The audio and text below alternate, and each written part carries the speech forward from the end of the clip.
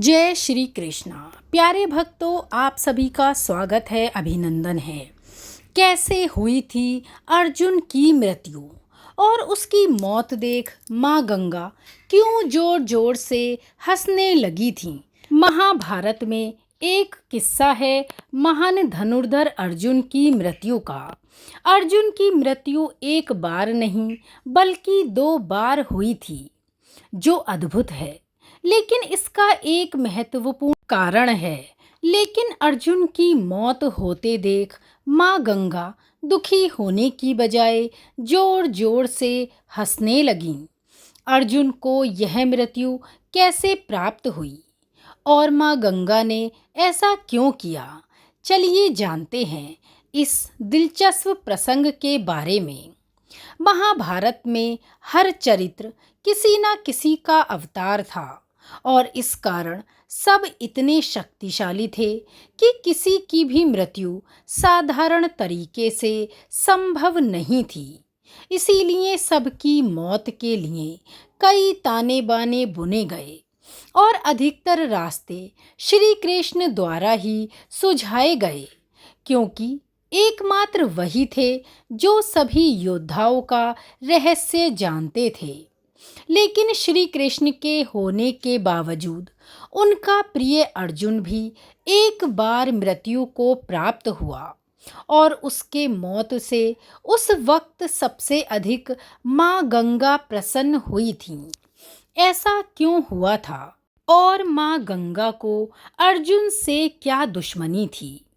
महाभारत में धर्म युद्ध को जीतने के लिए जिन योद्धाओं का मारना बेहद आवश्यक था, उनमें से एक योद्धा थे भीष्म पितामह। उनके नेतृत्व में कौरवों को हराना नामुमकिन था, लेकिन उन्हें मारना भी असंभव था, क्योंकि उन्हें वरदान प्राप्त था। इसीलिए कृष्ण को एक षड्यंत्र करना पड़ा, जिसमें वो शिखंडी को लेकर युद्ध भूमि में आए। किन्नर होने के बावजूद शिखंडी को भीष्म स्त्री मानते थे और उस पर हथियार नहीं चला सकते थे। शिखंडी को युद्ध में सामने देख भीष्म पितामह ने अपने हथियार नीचे कर दिए। इसी मौके का फायदा अर्जुन ने उठाया और उसने भीष्म पर तीरों की बरसात कर दी। भीष्म बाणों की शैया पर लेट गए। अपने पुत्र की यह दुर्गति देख उनकी माता गंगा को बहुत क्रोध आया।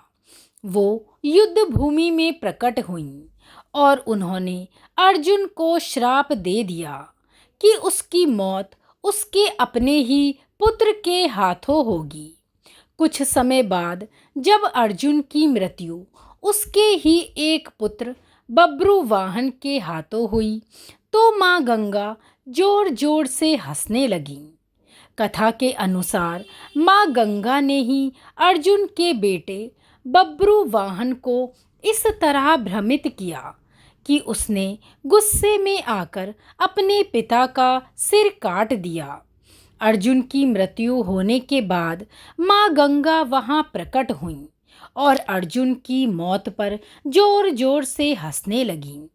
लेकिन फिर अर्जुन की एक पत्नी ने अपने शक्ति द्वारा श्री कृष्ण की मदद से अर्जुन को पुनः जीवित किया और अर्जुन के पुत्र बब्रुवाहन को माँ गंगा की माया से मुक्त किया।